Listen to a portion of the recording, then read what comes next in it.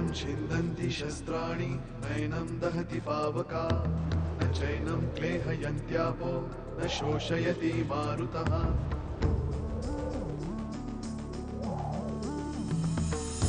दिवसामागुणरात्र धावते सकाळ संध्याकाळ सूत्रधार जो या साऱ्याचा नामतयाचे काय तयाच्या मनात दडले नकळे कधी कुणा क्षणात होते संभव सारे क्षणापूर्वीचे असंभव असंभव असंभव असंभव. इतके दिवस तू कुठे होतीस याचं उत्तर काय देशील लोकांना? सांगेन मी की मी अभिमानला जिजूंचा खून करताना पाहिलं. काही गोष्टी हव्यात तुमच्याकडनं. कोणत्या? एक म्हणजे मनीषाचा फोटो आणि दुसरी तिची जन्मपत्रिका. बाहुलीचा अजूनही तुमच्यावर बहिष्कार आहे? मी हे सगळं तुम्हा सगळ्यांचं लक्ष वेधून घेण्यासाठी करते का?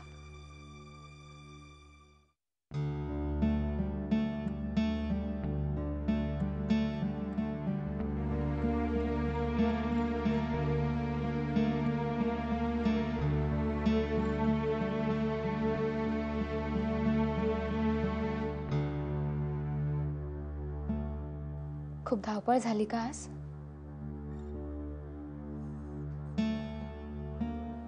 नाही, धावपळ अशी नाही.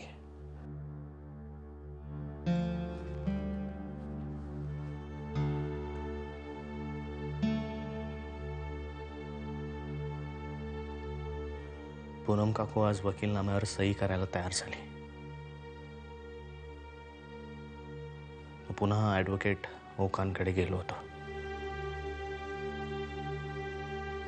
आजही ते तेच म्हणाले, आपले केस खूप स्ट्रॉंग आहे. पण काय? आता थोड्या वेळापूर्वीच भाईचा फोन आला होता. ते यशवंतराव सरंजामेने म्हणे त्याला भेटायला बोलावलं होतं. कशासाठी?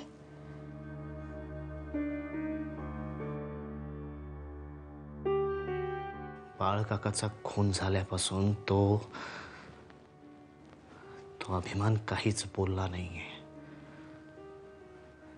तोंडातून एक शब्द काढला नाहीये त्याने. पथीर झालाय म्हणे. काही नाही का, all this is a game. नाटक करतोय तो. यशवंतराव सरंजामीला त्याला मेंटली अनस्टेबल सिद्ध करायचंय ना. म्हणजे त्याला वेळ लागलाय असं सांगून ते? एक्झॅक्टली. कायद्यातून पळवाटा बरोबर शोधून काढतात हे हरामखोर.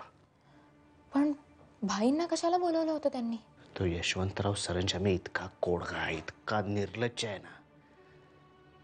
त्याने भाईला सांगितलं की अभिमान आधीपासूनच मेंटली अनस्टेबल आहे अशी कोर्टात साक्ष दे. एखादा शास्त्रीच असं बोलला म्हणजे त्यांच्यासाठी काम सोपं होऊन जातं ना. पण त्याला शिक्षा तर होईल ना? जन्मठेप नाही होणार. त्याची रवानगी जेलमध्ये नाही, असायलम मध्ये होईल. त्याने जे केलंय, आय वॉन्ट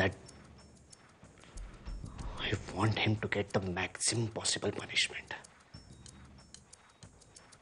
आणि भाई काय म्हणाले? ऑफकोर्स त्याने नकार दिला. कसं आहे ना शुभ्रा, ऑब्लिगेशन म्हणून म्हण किंवा पैशांची गरज म्हणून म्हण, इतके दिवस भाई त्या यशवंतरावच्या कयात होता. मागे एकदा पोलीस स्टेशनमध्ये ते यशवंतरावच्या पायावर भाईने डोकं ठेवलं होतं तेव्हाही आय हेटेड हिम फॉर दॅट. पण यावेळी भाई तयार होणार नाही याबद्दल माझा भाईवर विश्वास होता. पण मग आता काय? आता काय, मी उद्याच त्या ॲडव्होकेट ओकांशी बोलेन. बरं झालं त्या हरामखोरांची चाल आपल्याला आधीच कळली. त्याप्रमाणे आता आपल्याला आपली मूव्ह ठरवता येईल. It will not come as a surprise. Shubhra, त्या अभिमान सरंजामेला जास्तीत जास्त शिक्षा झालेली पाहायचंय मला. बाळ काकाचा खून करून तो असा मोकाट नाही सुटू शकत. नाही सुटू शकत.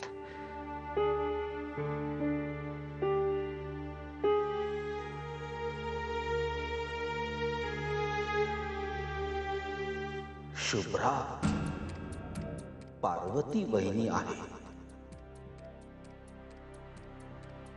तर मग सुलेखा कोण आहे? आणि ही मनीषा ही कोण आहे? या 2 तासांच्या अंतरात काय रहस्य दडलेलं आहे? का माझ्या मनातल्या कल्पनेची भरारी म्हणायची?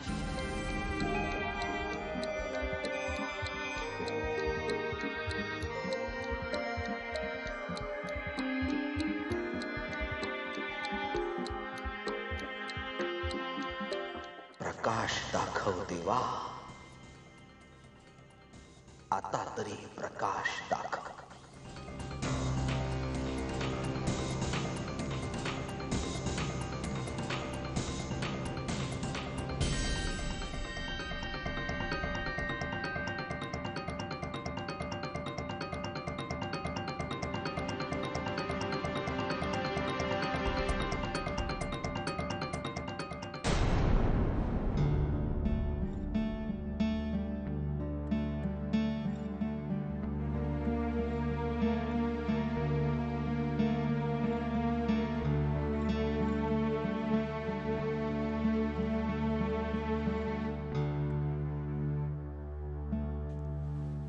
झोप येत नाहीये का?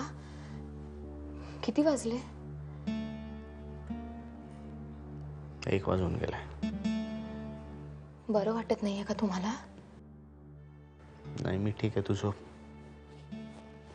आता कुठे निघालात? जरा बाहेर बसतोय. आता उगीच लॅपटॉपवर बसू नका, डोकं दुखायला लागेल. ठीक आहे, तू झोप.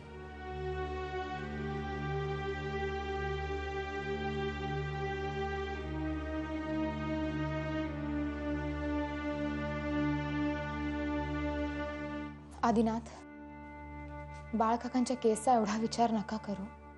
सगळं व्यवस्थित होईल. नाही शुभ्रा, मी त्याचा विचार नाही करत आहे. तू शांतपणे झोप.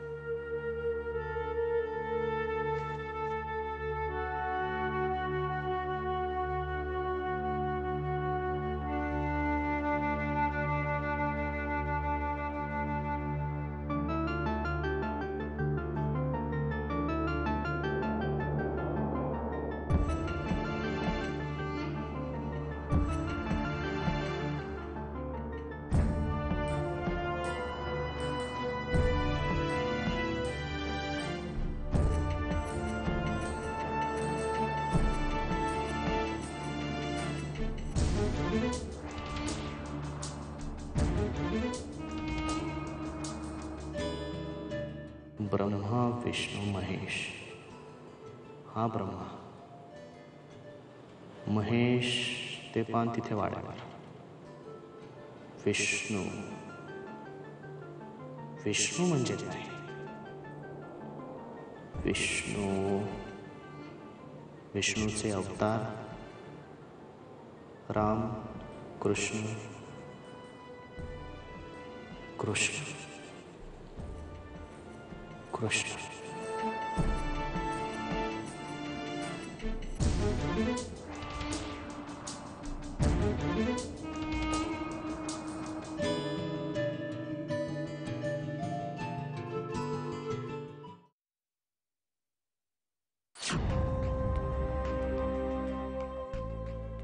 काय झालं?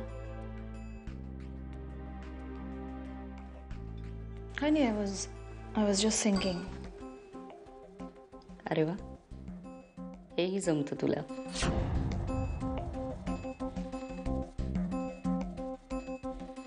मनातल्या मनात शिव्या घालू नकोस. माझ्या मनात काय चाललंय हे सगळं कळतं ना तुम्हाला. नाही म्हणजे इनफॅक्ट तुम्हाला सगळ्यातलंच सगळं कळतं, तर मग कशाला प्रश्न विचारता. तुझ्या मेंदूत डोकावत बसायला माझ्याकडे वेळ नाहीये आणि मला रसही नाहीये. जे काय बोलायचं ना ते पटापटा बोल. काय नाही, मी असा विचार करत होते की त्या रात्री जेव्हा मी जिजूना त्या रात्री नेमकं जे काही झालं ते का झालं.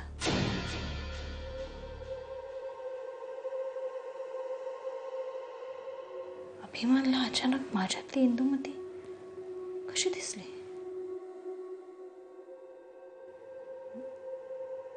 मी स्वतःहून काहीच केलं नव्हतं. बाळशास्त्रीचा खून करताना सुलेखा राऊतचा स्वतःवर ताबा राहिला नव्हता. तिची इंदुमती झाली होती. इंदुमतीच्या रागाला, संतापाला पाशवीपणाची धार आली होती आणि त्या संतापाच्या भरात तू अभिमानला रुद्रावतार दाखवलास. एरवी तुला साधना करायला खूप कष्ट पडतात, पण त्या पाशवी संतापामुळे तू साधनेच्या परमोच्च अवस्थेला जाऊन पोचली होतीस. तुम्ही जे काही बोलताय त्यातलं सगळंच मला कळतं, अशातला भाग नाहीये. सुलेखा, तुझ्याकडे जी शक्ती आहे ती मिळवण्यासाठी मला माझ्या आयुष्याची 10 ते 12 वर्ष खर्च करावी लागली. ती शक्ती तुझ्याकडे जन्मजातच आहे. फक्त त्याची जाणीव तुला नाही. हा तुझा कर्मदरिद्रीपणा. ज्या दिवशी माझी ताकद माझ्या पूर्णपणे काबूत आली ना तनिष्का,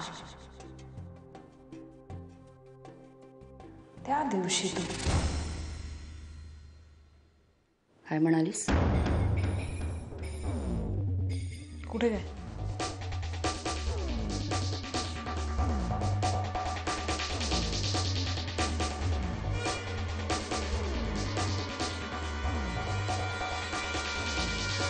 आदिनाथ, तुम्ही तयार झालात का? नाश्ता तयार आहे.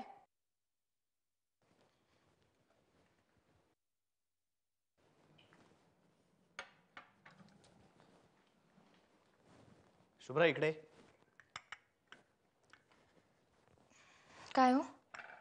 शुभ्रा, तुला आठवतंय मागे मला एकदा महादेव आजोबांनी रचलेलं कोडं, त्याचा एक कागद सापडला होता जे तू सोडवलं होतंस. निळा सावळा चोर मनाला घोर लावतो किती. करेक्ट. तू मला म्हणाली होतीस की महादेव आजोबा कुठल्या तरी यात्रेवरून आले होते, त्यांनी पार्वती आजीसाठी गिफ्ट आणलं होतं आणि त्यासाठी त्यांनी हे कोडं रचलं होतं. हो, पण हे एकच नव्हतं, बरीच होती. आणि त्यांनी ती बरीच कोडी वेगवेगळ्या ठिकाणी लपवली होती, राईट? हो कुठे कुठे? हो, पण तुम्ही हे सगळं मला आज का विचार. मला तू सांग, मी ते तुला सगळं नंतर सांगेन. मला आधी सांग की हे सगळे क्लूज कुठे कुठे लपवले होते. आधी मी जेव्हा आपल्या खोलीत आले, म्हणजे पार्वती आजी त्यांच्या खोलीत आल्या तेव्हा पहिली चिठ्ठी त्यांना पलंगावर सापडली.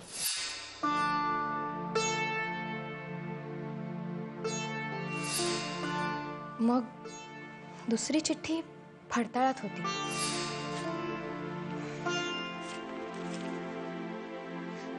फडताळात ही चिठ्ठी होती. म्हणजे निळा सावळा चोरवाली. हो. मग नंतर देव्हाऱ्यात श्रीकृष्णाच्या मूर्तीपाशी तिसरं कोडं होतं. वाटलंच होतं आणखी एक कोडं.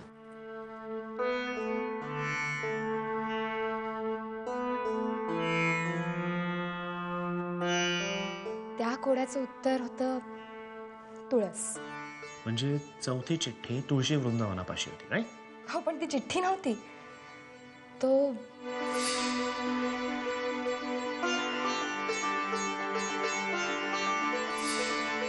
नकाशा होता. तो नकाशा कुठे लीड करत होता? वाड्याच्या मागे एक मोठं झाड होतं तिथे.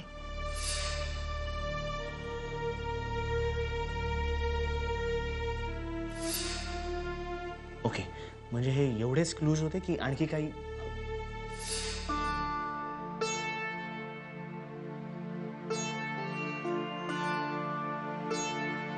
आम्ही सुखरूप परत आलो. हीच तुमच्यासाठी मोठी भेटवस्तू नाही का?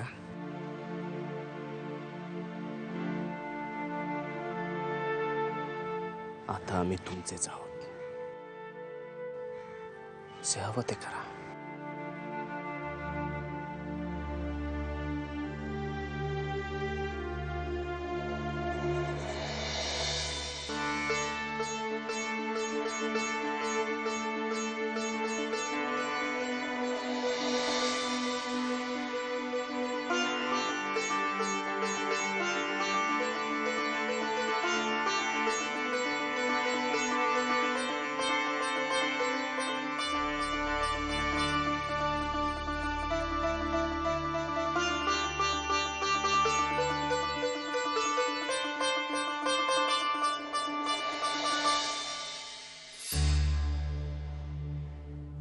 हो, एवढेच होते.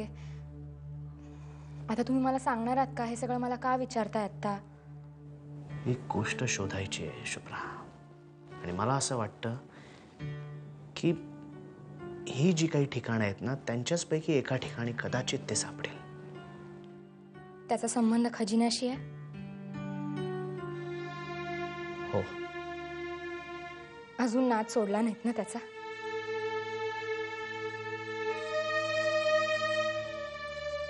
कधी कधी बरे असतात असे नाद शुभ्रा.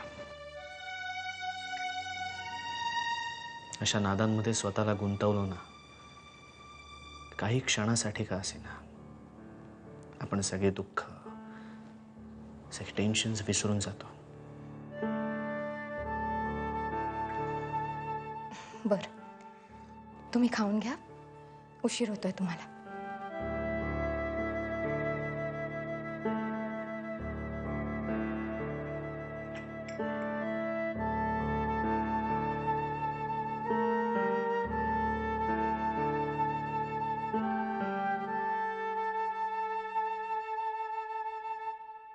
हॅलो विष्णू काका, आदिनाथ बोलतोय.